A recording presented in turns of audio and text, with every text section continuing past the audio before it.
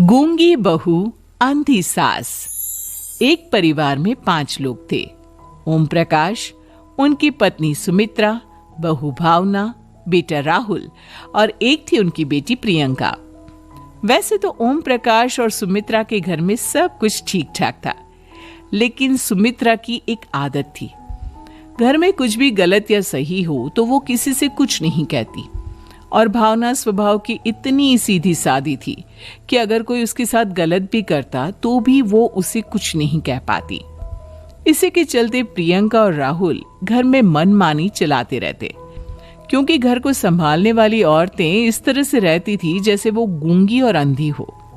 माँ, मैं अपनी सहेलियों के साथ पिकनिक पर जा रही हूँ। ठीक है बेटा, चली जाओ। और मुझे आने में रात हो जाएगी, देर से ही आऊंगी मैं। अच्छा, कोई बात नहीं बेटा। अरे भावना, तुमको एक बार में समझ में नहीं आता क्या? नाश्ते में फिर से पराठे बना के रख दिए। कितनी बार तुमसे कहा है कि मेरे लिए ढंग का नाश्ता बनाया करो। ठीक है जी, आगे से ध्यान रखूंगी। अरे ये बहू से किस तरह से बात कर रहे हो तुम राहुल?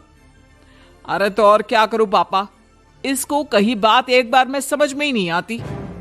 सुमित्रा, तुम अपने बेटे को समझाती क्यों नहीं?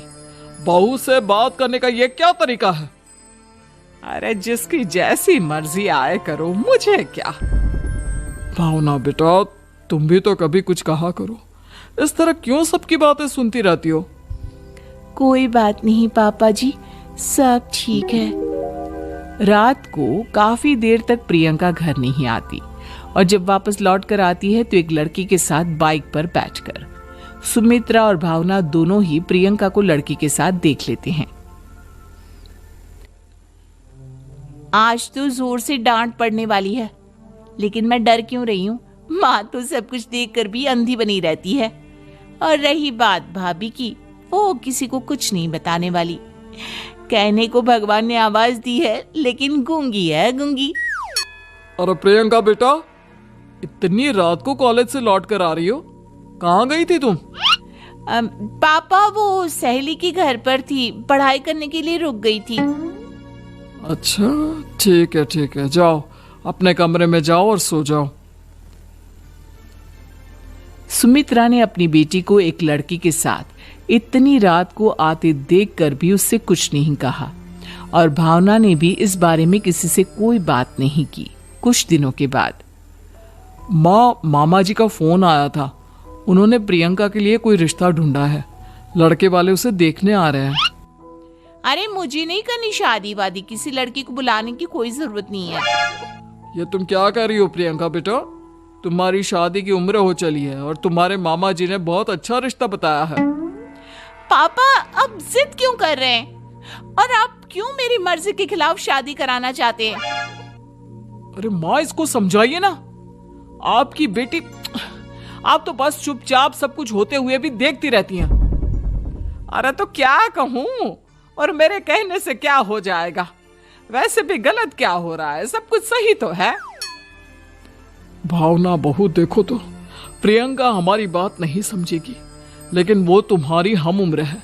क्या पता तुम्हारे कहने से उसे कुछ समझ में आ जाए।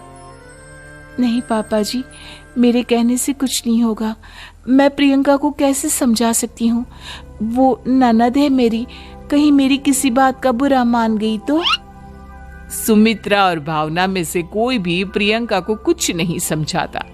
इस बात से राहुल और ओम प्रकाश जी दोनों ही परेशान हो जाते हैं। और फिर जब लड़का प्रियंका को देखने के लिए आता है, मुझे आपकी बेटी बहुत पसंद है, मैं उसके साथ शादी करने के लिए तैयार हूँ। देखो, मुझे तुमसे शादी नहीं करनी, और ये बात जितनी जल्दी समझ में आ जाए अच्छा रहेगा। अरे तो फिर आप लोगों ने मुझे यहाँ बुलाया ही क्यों? माफ कर दो बेटा, वो हमारी बेटी जरा गुस्से में है, हम उसे समझाने की कोशिश करते हैं। हाँ, देखिए आप नाराज मत होइए, वो तो उसने बस ऐसे ही कह दिया होगा। अरे कोई ऐसे ही कुछ कहता है क्या? और ये आपकी पत्नी और माँ, ये दोनों इस तरह चुपचाप क्यों बैठे हैं, जैसे इस घर के मेंबर ही ना हो? आपके घर में सब कुछ ठीक तो है ना? अरे सब कुछ ठीक है बेटा। सुमित्रा, समझाओ ना अपनी बेटी को। अरे क्या समझाऊं, क्या होगा समझाने से? सब ठीक ही तो हो रहा है, गलत क्या हो रहा है? भावना, प्रियंका को अंदर लेकर जाओ और उससे समझाओ कि कितना अच्छा रिश्ता है। इतना अच्छा लड़का है, इस तरह से बिहेव ना करे। नहीं जी, मैं किसी से कुछ नहीं कह सकती जी। अरे अजीब परिवार है, मुझे तो यहाँ से निकलना पड़ेगा। इस तरह से तो आपकी बेटी की शादी किसी से नहीं हो सकती। जिसके घर की औरतें गूंगी और अंधी बनकर बैठ जाए, उस घर का कुछ नहीं हो सकता। ओम प्रकाश और राहुल सुमित्रा और भावना की हरकतों की वजह से बहुत परेशान हो जाते हैं। एक दिन वो दोनों आपस में बात करते हैं। पापा, समझ में नहीं आता कि भावना और माँ को कैसे समझाया जाए। सही कहते हो बेटा, तुम और मैं काम के सिलसिले में सारा दिन घर के बाहर रहते हैं और घर की दोनों औरतें जिन्हें सारा घर संभालना चाहिए, गूंगी और अंधी बनकर बैठी हैं।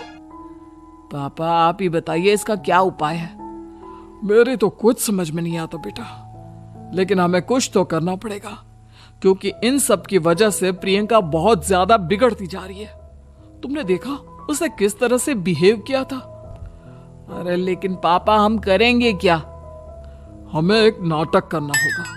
कुछ दिनों के लिए हम भी गूंगे और बहरे बन जाते हैं, उसके बाद इन दोनों औरतों को अकल आएगी।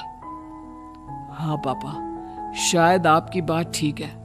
हम दोनों हर बार बात को संभाल लेते हैं और इसी वजह से माँ और भावना कुछ भी करने की कोशिश ही नहीं करते।